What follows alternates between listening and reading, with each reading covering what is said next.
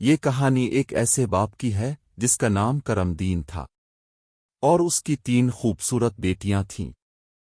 کچھ سال پہلے اس کی بیوی اس دنیا سے رخصت ہو چکی تھی، مگر کرم دین نے کبھی اپنی بیٹیوں کو ماں کی کمی محسوس نہیں ہونے دی۔ تینوں بیٹیاں نہایت حسین تھیں، لیکن ان سب میں سب سے چھوٹی بیٹی زیادہ سمجھدار اور دانا تھی۔ اس کا نام زینب تھا۔ کرم دین اپنی بیٹیوں سے بے حد محبت کرتا تھا۔ وہ ان کی ہر چھوٹی بڑی خواہش پوری کرتا اور ہمیشہ ان کے ساتھ شفقت اور نرمی سے پیش آتا۔ وقت گزرتا گیا اور بیٹیاں جوان ہو گئیں۔ اب وہ اپنے باپ کے لیے خود کھانا پکاتی تھیں اور اس کا خوب خیال رکھتی تھیں۔ جب بھی کرم دین کام کے سلسلے میں گھر سے باہر جاتا تو اس کی بیٹیاں اس کے لیے کھانا تیار کر کے ساتھ رکھ دیتی۔ اسی گاؤں میں ایک بیوہ عورت بھی رہتی تھی جس کی ایک بیٹی تھی۔ اس عورت کی عادت تھی کہ وہ ہر گھر میں جا کر کچھ نہ کچھ مانگتی رہتی تھی۔ جب بھی کرم دین کی بیٹیاں کھانا بنا رہی ہوتیں، وہ بیوہ عورت اسی وقت ان کے گھر آ جاتی اور آگ مانگنے لگتی۔ لیکن زینب کو وہ عورت بالکل بھی پسند نہیں تھی۔ وہ اکثر اپنی بہنوں سے کہتی، یہ عورت ہمارے گھر بار بار کیوں آتی ہے؟ مجھے یہ اچھی نہیں لگتی۔ اس کی بڑی بہنیں اسے سمجھاتیں، زینب، وہ ایک بیوہ اور غریب عورت ہے۔ اگر وہ ہمارے گھر سے آگ لے جاتی ہے تو اس میں کیا حرج ہے؟ زینب ان کی بات سن کر خاموش تو ہو جاتی، مگر دل میں ایک خدشہ رکھتی۔ وہ کہتی، تم دیکھ لینا، ایک دن یہی عورت ہمارے لیے مصیبت بنے گی۔ وقت اسی طرح گزرتا رہا۔ وہ عورت روزانہ ان کے گھر آتی اور موقع ملتے ہی چپکے سے کرم دین کے کھانے میں راکھ ملا دیتی۔ جب کرم دین نے اپنے کھانے میں خرابی محسوس کی تو اس نے سوچا کہ شاید اس کی بیٹیاں ابھی ناتجربہ کار ہیں، اس لیے ان سے کوئی غلطی ہو جاتی ہوگی۔ وہ اپنی بیٹیوں سے بے حد محبت کرتا تھا، اس لیے اس کے دل میں یہ سوال ضرور اٹھتا، مگر وہ سمجھ نہیں پاتا تھا کہ آخر اس کے کھانے میں خرابی کیوں آ رہی ہے۔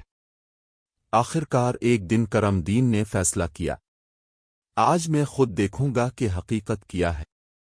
آخر میری بیٹیاں میرے کھانے میں کیا ملا رہی ہیں؟ جب کرم دین کی بیٹیاں کھانا بنانے لگیں تو وہ چپکے سے ایک کونے میں چھپ کر انہیں دیکھنے لگا۔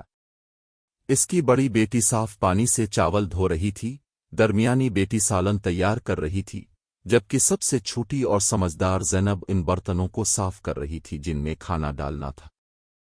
کچھ ہی دیر میں کھانا تیار ہو گیا، اور حیرت کی بات یہ تھی کہ اس میں کوئی خرابی نہیں تھی۔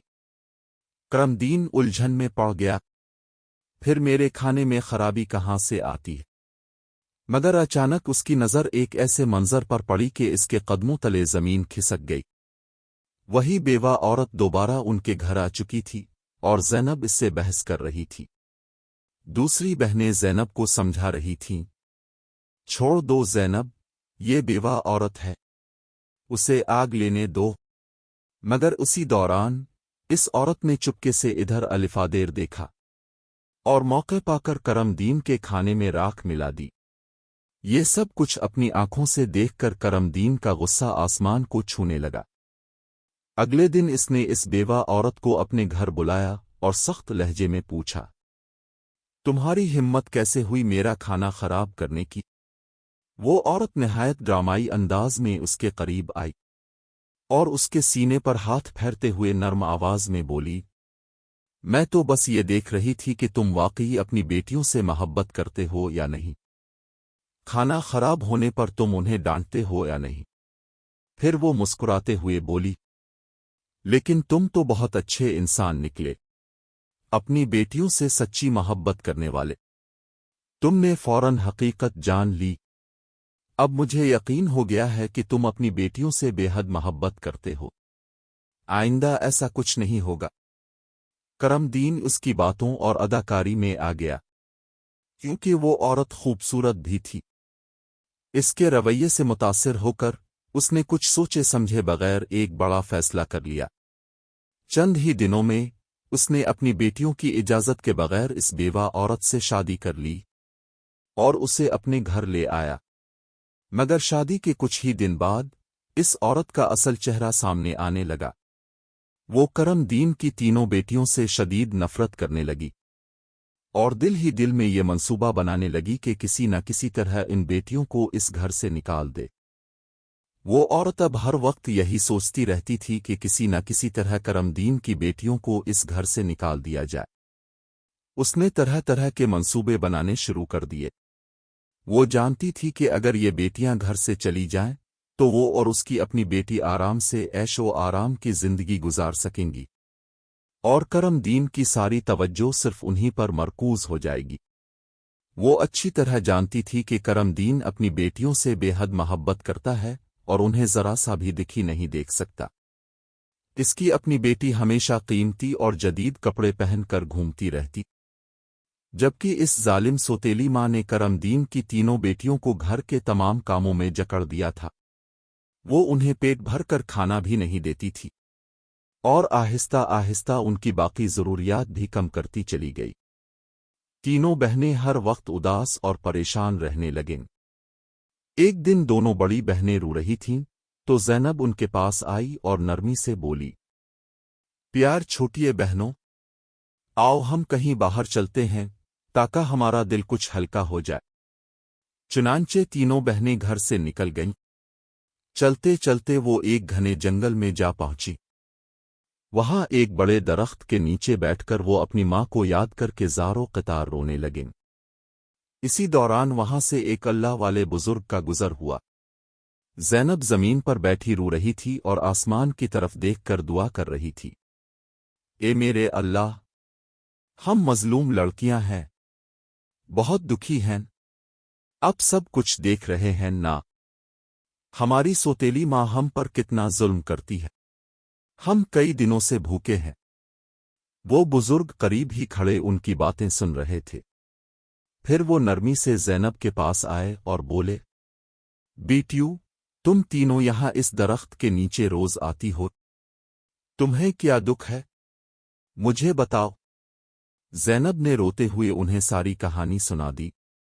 ये सुनकर बुजुर्ग का दिल पसीज गया।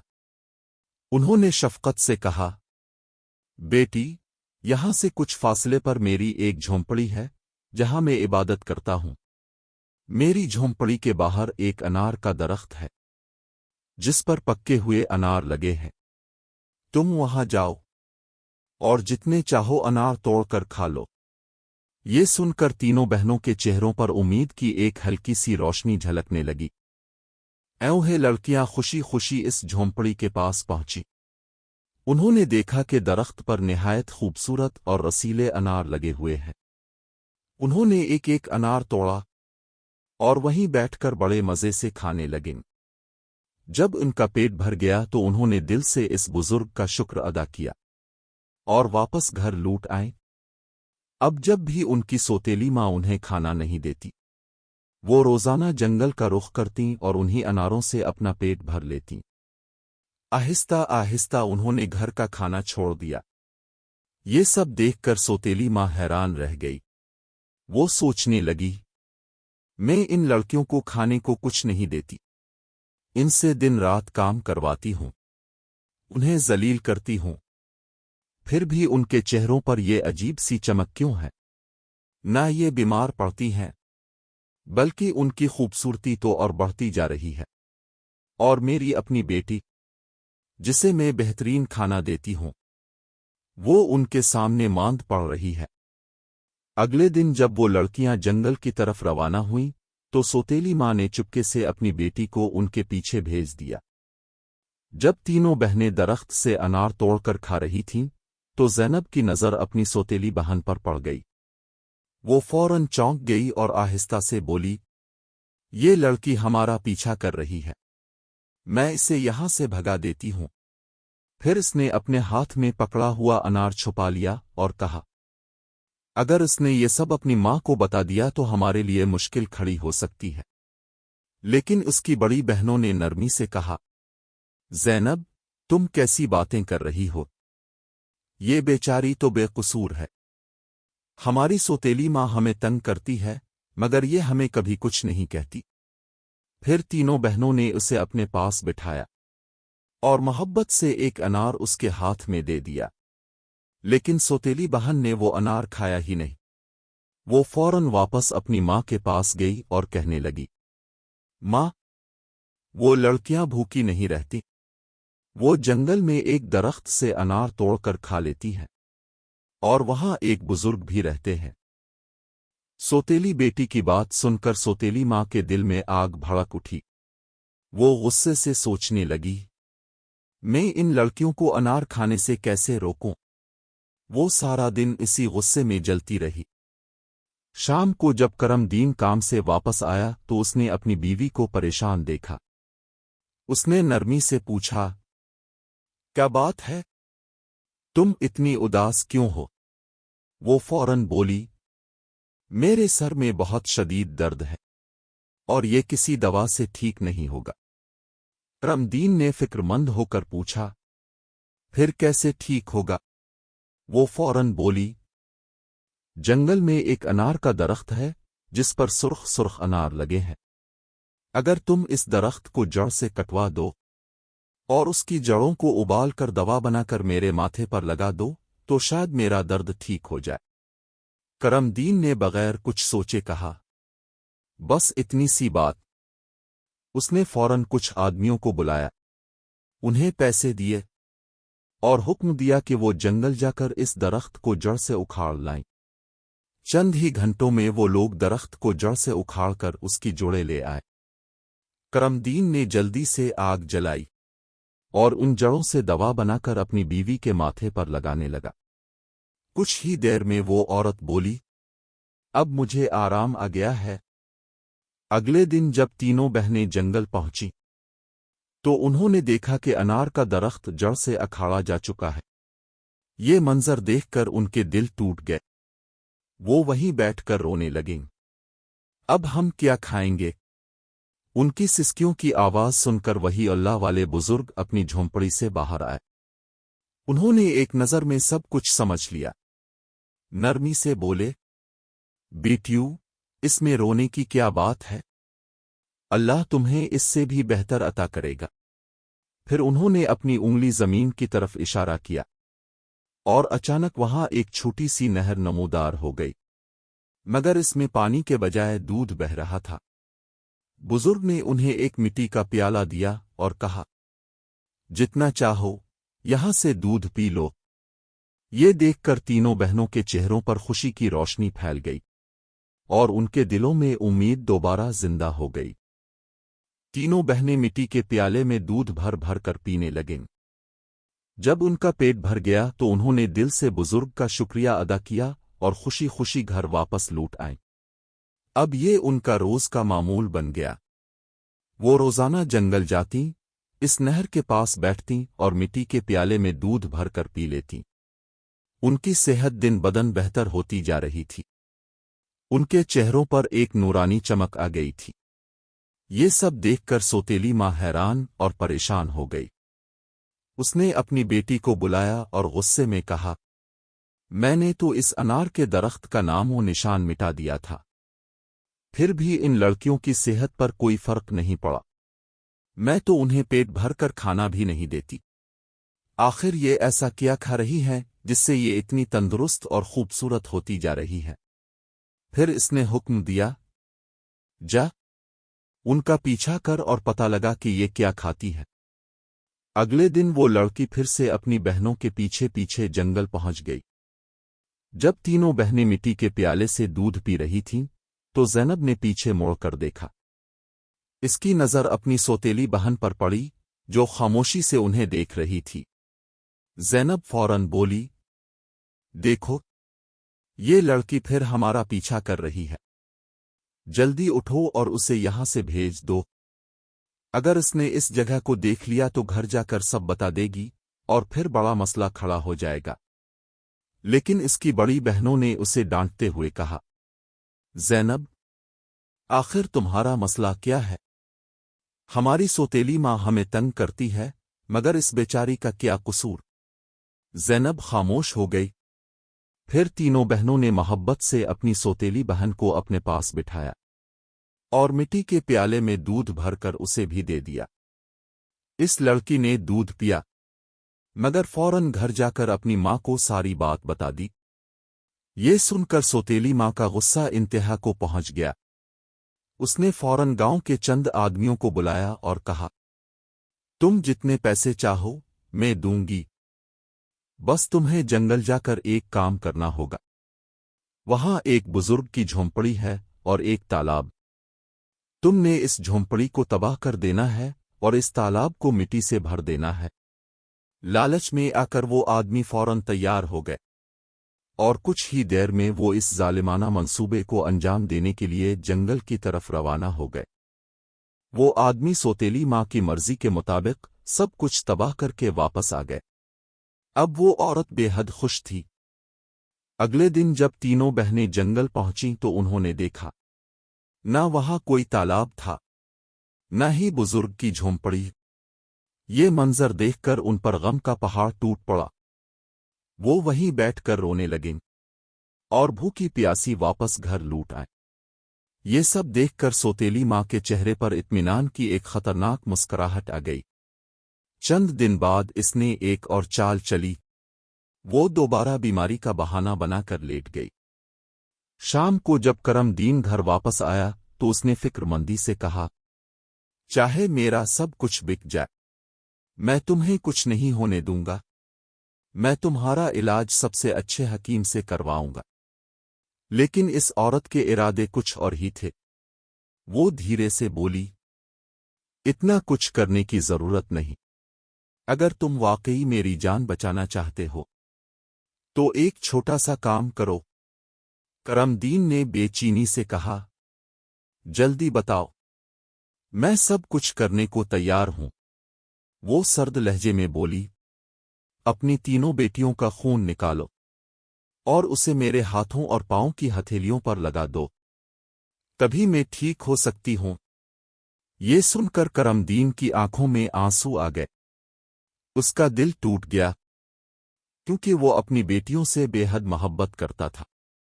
وہ خاموشی سے کمرے سے باہر نکلا اور اپنی بیٹیوں کو ڈھونڈنے لگا، مگر وہ گھر میں نہیں تھیں۔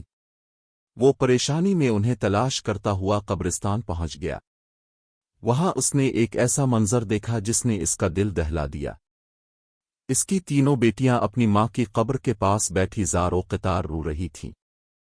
یہ دیکھ کر کرم دین کا دل کانپ اٹھا۔ ایک طرف اس کی بیوی کی ظالمانہ خواہش اور دوسری طرف اس کی معصوم بیٹیوں کی زندگیاں۔ وہ سمجھ نہیں پا رہا تھا کہ کیا کرے۔ آخر کار اس نے ایک فیصلہ کیا۔ اس نے سوچا، میری بیوی کبھی میری بیٹیوں سے خوش نہیں ہوگی اور میری بیٹیاں اس کے ساتھ کبھی خوش نہیں رہ سکتی۔ اس نے اپنی بیٹیوں کو سینے سے لگایا اور کہا، اے میری بیٹیوں، تم کیوں پریشان ہوتی ہو؟ میں تمہیں یہاں سے کہیں دور لے جاتا ہوں۔ پھر وہ اپنی بیٹیوں کو لے کر ایک گھنے جنگل میں چلا گیا۔ وہاں اس نے مٹی کا چولہا بنایا اور اپنے ہاتھوں سے بیٹیوں کے لیے کھانا تیار کیا۔ جب بیٹیوں نے پیٹ بھر کر کھانا کھا لیا تو وہ ایک درخت کے نیچے آ کر بیٹھ گئیں۔ تینوں بیٹیاں درخت کے نیچے سو گئیں۔ کرم دین نے انہیں اسی حالت میں چھوڑ دیا اور خاموشی سے وہاں سے چلا گیا۔ اس کے دل میں صرف ایک ہی خیال تھا، کم از کم میری بیٹیاں زندہ تو رہیں گی اور اپنی سوتیلی ماں کے ظلم سے محفوظ رہیں گی۔ راستے میں اس نے ایک ہرن کا شکار کیا اور اس کا خون لے جا کر اپنی بیوی کو دے دیا۔ اس عورت نے وہ خون اپنے ہاتھوں اور پاؤں پر لگایا اور خوش ہو کر بولی، اب مجھے آرام آ گیا ہے۔ اسے یقین ہو گیا کہ کرم دین نے اپنی بیٹیوں کو مار دیا ہے۔ دوسری طرف جب تینوں بہنیں جاگیں تو انہوں نے دیکھا کہ ان کا باپ انہیں چھوڑ کر جا چکا ہے۔ وہ چیخ چیخ کر اپنے باپ کو پکارنے لگیں، مگر جنگل میں صرف درندوں کی آوازیں گونج رہی تھیں۔ وہ خوف سے کانپنے لگیں اور رونے لگیں۔ اتفاق سے اسی جنگل میں 3 دوست شکار کے لیے آئے ہوئے تھے۔ جب وہ واپس جا رہے تھے تو ان میں سے ایک، ناصر، اچانک رک گیا اور بولا، مجھے لگتا ہے یہاں کوئی مصیبت میں ہے۔ کیا تمہیں کسی کے رونے کی آواز نہیں آ رہی؟ دوسرے دوستوں نے بھی دھیان دیا۔ واقعی کسی کے رونے کی آواز آ رہی تھی۔ ناصر نے کہا، چلو جلدی، شاید کسی کو ہماری مدد کی ضرورت ہے۔ وہ تینوں آواز کے پیچھے چل پڑے۔ کچھ ہی دور جا کر انہوں نے دیکھا کہ 3 خوبصورت لڑکیاں بیٹھی رو رہی ہیں۔ ناصر آگے بڑھا اور نرمی سے پوچھا، تم یہاں اکیلی کیا کر رہی ہو اور کیوں رو رہی ہو؟ زینب نے آنسوؤں بھری آنکھوں کے ساتھ انہیں اپنی پوری کہانی سنا دی۔ یہ سن کر تینوں دوستوں کے دل پگھل گئے۔ انہوں نے آپس میں مشورہ کیا اور کہا، کیوں نہ ہم ان لڑکیوں سے شادی کر لیں؟ انہیں ایک محفوظ گھر مل جائے گا اور ہماری زندگیاں بھی سکون سے گزر جائیں گی۔ چنانچہ تینوں دوستوں نے ان تینوں بہنوں سے شادی کر لی۔ زینب کی شادی ناصر کے ساتھ ہوئی۔ قدرت کا کرشمہ یہ تھا کہ تینوں دوستوں کے گھر ایک دوسرے کے قریب تھے۔ اس طرح تینوں بہنیں ایک دوسرے کے پاس رہنے لگیں۔ وقت گزرتا گیا۔ 1 سال بعد زینب کے ہاں ایک بیٹے کی پیدائش ہوئی۔ یہ خوشی دیکھ کر سب بہت خوش ہوئے۔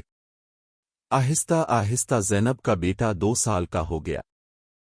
ایک دن ناصر نے اپنے دوستوں سے کہا، آج میرا دل پھر سے شکار پر جانے کا ہے۔ ایک دن ناصر نے اپنے دوستوں سے کہا، آج میرا دل شکار پر جانے کا کر رہا ہے، چلو ساتھ چلتے ہیں۔ لیکن اس کے دوستوں نے انکار کر دیا۔ ہمیں ایک ضروری کام ہے، ہم آج تمہارے ساتھ نہیں جا سکتے۔ ناصر نے زینب سے اجازت لی اور اکیلا ہی جنگل کی طرف روانہ ہو گیا۔ مگر دن گزرتے گئے اور ناصر واپس نہ آیا۔ زینب کی پریشانی بڑھتی گئی۔ اس کی بہنیں بھی اسے دیکھ کر فکر مند ہو گئیں۔ ناصر کے دوستوں نے اسے تسلی دیتے ہوئے کہا، فکر نہ کرو، ہم ناصر کو ڈھونڈ کر ضرور واپس لائیں گے۔ مگر قسمت کو کچھ اور ہی منظور تھا۔ وہ دونوں دوست بھی ناصر کو تلاش کرنے جنگل گئے، مگر وہ بھی واپس نہ لوٹے۔ ایک بار پھر ان تینوں بہنوں پر غم کا پہاڑ ٹوٹ پڑا۔ ایک دن زینب اپنے بیٹے کو سلا رہی تھی کہ اچانک دروازے پر دستک ہوئی۔ وہ جلدی سے دروازہ کھولنے گئی تو سامنے ایک بوڑھا فقیر کھڑا تھا جس نے سبز کپڑے پہنے ہوئے تھے۔ زینب نے ادب سے کہا، بابا، میرا شوہر گھر پر نہیں ہے، میں آپ کو اندر آنے کی اجازت نہیں دے سکتی، اب بعد میں آ جائیں۔ فقیر نے کمزور آواز میں کہا، بیٹی، مجھے بہت بھوک لگی ہے، کیا کسی بھوکے کو کھانا کھلانا بھی منع ہے؟ زینب مجبور ہو گئی اور اس نے فقیر کو اندر آنے دیا۔ وہ اس کے لیے کھانا بنانے لگی، مگر وہ فقیر دراصل ایک خطرناک جادوگر تھا اور وہ بری نظروں سے زینب کو گھور رہا تھا۔ اچانک وہ اٹھا اور زینب کے قریب آ کر بولا، سن لڑکی، تم مجھے بہت پسند آئی ہو، اپنے بچے کو چھوڑ دو اور مجھ سے شادی کر لو۔ یہ سن کر زینب کے بدن میں کپکپی دوڑ گئی۔ وہ خوف سے کانپتے ہوئے بولی، بابا، اب کیسی باتیں کر رہے ہیں؟ میں شادی شدہ ہوں اور ایک بچے کی ماں ہوں، آپ کی ہمت کیسے ہوئی ایسی بات کرنے کی؟ یہ سن کر جادوگر فقیر غصے سے آگ بگولا ہو گیا۔ اس نے فوراً اپنا جادو چلایا اور زینب کو ایک کتا میں تبدیل کر دیا۔ پھر اس کے گلے میں رسی ڈال کر اسے گھسیٹتے ہوئے لے جانے لگا۔ ادھر زینب کا ننھا بیٹا زور زور سے رونے لگا۔ جب اس کے رونے کی آواز زینب کی بہنوں تک پہنچی تو وہ فوراً دوڑتی ہوئی اس کے گھر پہنچی۔ انہوں نے بچے کو گلے سے لگایا اور گھبراہٹ میں اپنی بہن کو ہر جگہ تلاش کرنے لگے، مگر زینب کہیں نظر نہ آئی۔ لیکن انہیں زینب کہیں نظر نہ آئی۔ اب زینب بھی اپنی سوتیلی ماں کے بعد غائب ہو چکی تھی۔ وقت گزرتا گیا اور دیکھتے ہی دیکھتے 14 سال گزر گئے۔ اس دوران زینب کا بیٹا جوان ہو چکا تھا۔ اس کی پرورش اس کی دونوں خالاؤں نے کی تھی۔ ایک دن خالاؤں نے اسے اس کی ماں کے بارے میں پوری حقیقت بتا دی۔ یہ سن کر وہ شدید پریشان ہو گیا اور بولا، خالہ جان، آج میں ضرور اپنے ماں باپ کو تلاش کروں گا۔ اس کی خالاؤں نے اسے سمجھایا، بیٹا، جو ہونا تھا وہ ہو چکا، اب مت جاؤ، ہم تمہیں بھی کھونا نہیں چاہتے۔ تمہارے ماموں بھی جنگل گئے تھے اور کبھی واپس نہیں آئے۔ لیکن لڑکے نے پرعزم انداز میں کہا، نہیں خالہ، میں اپنے والدین اور باقی سب کو ڈھونڈ کر ضرور واپس لاؤں گا۔ اور وہ تنہا جنگل کی طرف نکل پڑا۔ کئی دن تک وہ جنگل میں بھٹکتا رہا، مگر اسے کچھ سمجھ نہ آتا کہ وہ اپنے ماں باپ کو کہاں تلاش کرے۔ اسی تلاش میں وہ ایک ایسے علاقے میں پہنچ گیا جو مکمل طور پر پتھروں کا تھا۔ وہاں اس نے پتھر کی بڑی بڑی عمارتیں دیکھیں اور ایک خوبصورت سا پتھر کا گھر بھی۔ وہ حیرت سے اس گھر کو دیکھ ہی رہا تھا کہ اچانک اس گھر سے ایک بزرگ باہر آئے۔ انہوں نے نرمی سے کہا، بیٹا، تم یہاں نئے لگتے ہو، تمہیں اس خطرناک جگہ آنے کی کیا ضرورت پڑ گئی؟ لڑکے نے درد بھری آواز میں جواب دیا، بابا جان، میں اپنے ماں باپ اور اپنے رشتہ داروں کو ڈھونڈنے آیا ہوں۔ میری ماں کو ایک جادوگر نے کتا بنا کر اپنے ساتھ لے گیا تھا۔ یہ سن کر بزرگ کی آنکھوں میں افسوس آ گیا۔ وہ بولے، بیٹا، یہ علاقہ ایک بہت بڑے اور طاقتور جادوگر کا ہے۔ جو بھی اس سے ٹکراتا ہے یا اسے ناراض کرتا ہے، وہ اسے پتھر بنا دیتا ہے۔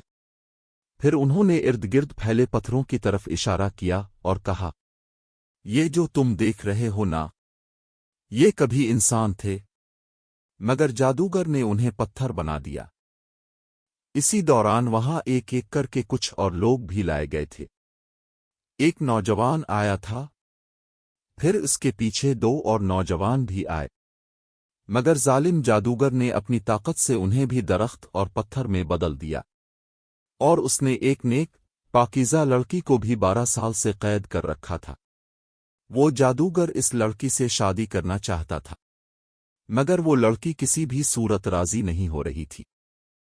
بزرگ کی باتیں سن کر لڑکا کانپ اٹھا اور دل ہی دل میں سوچنے لگا، یقیناً یہ لڑکی میری ماں ہی ہے، اور یہ سب میرے ہی اپنے ہیں۔ آخرکار میں نے اپنے خاندان کو ڈھونڈ ہی لیا۔ پھر اس نے بزرگ کو اپنی پوری کہانی سنائی اور التجا کی، بابا جان، ان بے بس لوگوں کو بچانے کا کوئی طریقہ بتائیں۔ بزرگ، جن کی جھونپڑی پہلے جادوگر کی سازش سے جلا دی گئی تھی، مسکرائے اور بولے، بیٹا، اللہ ہمیشہ نیک دلوں کی مدد کرتا ہے، ہمت مت ہارو۔ وہ مجبورنہ اسی خطرناک علاقے میں رہنے لگے، اور انہوں نے لڑکے سے وعدہ کیا، میں تمہارا ساتھ ضرور دوں گا۔ بزرگ سوچنے لگے، اگر اس لڑکے کی ماں آزاد ہو گئی تو شاید باقی سب کی بھی آزادی کا راستہ کھل جائے۔ انہوں نے چالاکی سے گاؤں والوں کو بتایا، یہ میرا پوتا ہے، جو دوسرے گاؤں سے مجھ سے ملنے آیا ہے۔ جلد ہی جادوگر کو شک ہوا کہ گاؤں میں کوئی نیا لڑکا آیا ہے۔ وہ فوراً بزرگ کے پاس پہنچا اور پوچھا، یہ کون ہے؟ بزرگ نے سکون سے جواب دیا، یہ میرا پوتا ہے۔ اس طرح جادوگر اور لڑکے کی پہلی ملاقات ہوئی۔ لڑکا اپنی اصل پہچان چھپا کر جادوگر کے قریب ہونے لگا۔ جادوگر نے اسے غور سے دیکھا اور کہا، تم بہت سمجھدار لگتے ہو، اور اپنے دادا کی طرح نیک اور معصوم ہو۔ پھر وہ بولا، کل تم میرا ایک کام کرو گے، میں تمہیں ایک محل میں بھیجوں گا، وہاں ایک لڑکی کو میرا پیغام دینا ہے، میں اس سے شادی کرنا چاہتا ہوں۔ یہ سن کر لڑکے کا دل زور سے دھڑکنے لگا۔ وہ سمجھ گیا کہ یہی وہ لمحہ ہے، اور دل ہی دل میں سوچنے لگا، میں اپنی ماں سے ملنے والا ہوں۔ لڑکے نے پہلے ہی منصوبہ بنا لیا تھا کہ وقت آنے پر وہ اپنی اصل پہچان ظاہر کرے گا۔ جینب کی شادی کے وقت ناصر نے اسے ایک انگوٹھی دی تھی جس پر اس کا نام لکھا ہوا تھا۔ بعد میں جینب نے وہی انگوٹھی اپنے بیٹے کو پہنا دی تھی، اور سالوں بعد بھی وہ انگوٹھی اس لڑکے کے پاس موجود تھی۔ اللہ والے بزرگ نے اسے ایک خاص مشورہ دیا، اپنی انگوٹھی کو پھولوں کے گلدستے میں چھپا دو، جب تمہاری ماں اسے دیکھے گی تو وہ فوراً تمہیں پہچان لے گی۔ لیکن انہوں نے خبردار بھی کیا، یہ کام آسان نہیں ہوگا۔ جادوگر نے اس پر سخت پہرا لگا رکھا ہے۔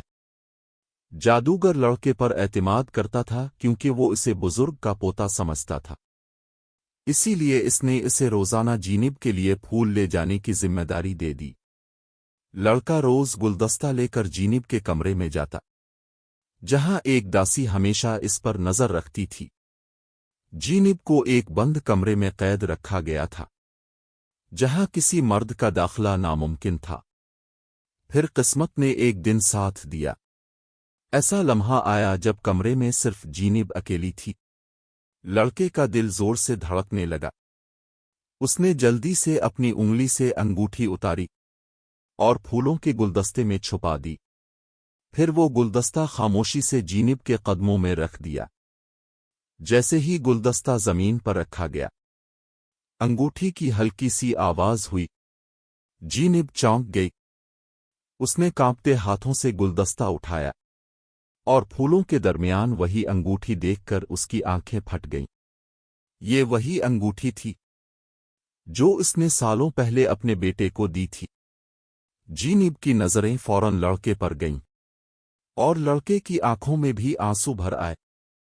ایک لمحے میں دونوں کی حقیقت سامنے آ گئی۔ ماں اور بیٹا آمنے سامنے تھے۔ ادھر جادوگر نے جینب پر دباؤ ڈالنا شروع کر دیا تھا، اور اسی دباؤ میں جینب نے مجبورنہ شادی کے لیے ہاں کر دی۔ ساتھ ہی اس نے جادوگر سے اس کی طاقت کا راز بھی معلوم کر لیا۔ جادوگر نے غرور سے کہا، میری جان ایک طوطے میں ہے جو ایک خاص جگہ چھپا ہوا ہے، اور یہ وہی لمحہ تھا جہاں سے اصل جنگ شروع ہونے والی تھی۔ جینب نے اپنے بیٹے کو وہ آخری راز بھی بتا دیا۔ طوطا ایک مضبوط پنجرے میں بند تھا اور ایک گھنے جنگل کے درخت کے نیچے سخت پہرے میں رکھا گیا تھا۔ جینب نے اپنے بیٹے کو جانے سے روکنے کی بہت کوشش کی۔ بیٹا، یہ بہت خطرناک ہے، مت جاؤ۔ لیکن لڑکے نے اپنی ماں کو یقین دلایا، میں واپس ضرور آؤں گا، انشاءاللہ میں کامیاب ہوں گا۔ کئی دنوں کی سخت محنت اور تلاش کے بعد وہ جنگل کے اس حصے تک پہنچ گیا۔ موقع دیکھ کر اس نے ہمت دکھائی اور طوطے کو پنجرے سے آزاد کر دیا۔ پھر وہ فوراً طوطے کو لے کر جادوگر کے محل واپس آ گیا۔ جادوگر جیسے ہی اپنے طوطے کو دیکھتا ہے، وہ گھبرا کر لڑکے سے رحم کی بھیک مانگنے لگا۔ لیکن لڑکا اب سمجھدار ہو چکا تھا۔ اس نے جادوگر کو چالاکی سے مجبور کیا اور تمام قیدیوں کو آزاد کروا لیا۔ پھر اس نے وہی کیا جو سب سے اہم تھا، اس نے طوطے کے پروں کو توڑ دیا، اور اس کے ساتھ ہی جادوگر کی ساری طاقت ختم ہو گئی۔ اور پھر ایک آخری وار میں اس نے طوطے کی گردن مروڑ دی، جس کے ساتھ ہی ظالم جادوگر ہمیشہ کے لیے ختم ہو گیا۔ جادوگر کے ختم ہوتے ہی تمام جادو ٹوٹ گیا۔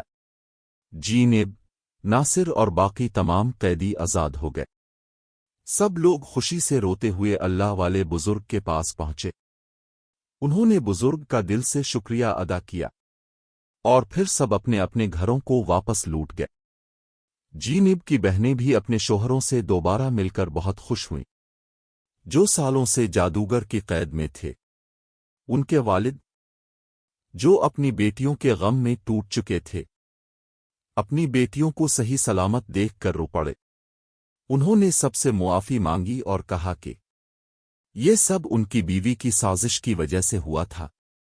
بیٹیوں نے اپنے والد کو تسلی دی اور کہا، ہم اپنی زندگیوں سے خوش ہیں۔ اور پھر خبر ملی کہ ان کی سوتیلی ماں ایک سخت بیماری میں مبتلا ہو کر مر چکی تھی۔ آخرکار سب نے مل کر نئی زندگی شروع کی، امن، سکون اور خوشی کے ساتھ۔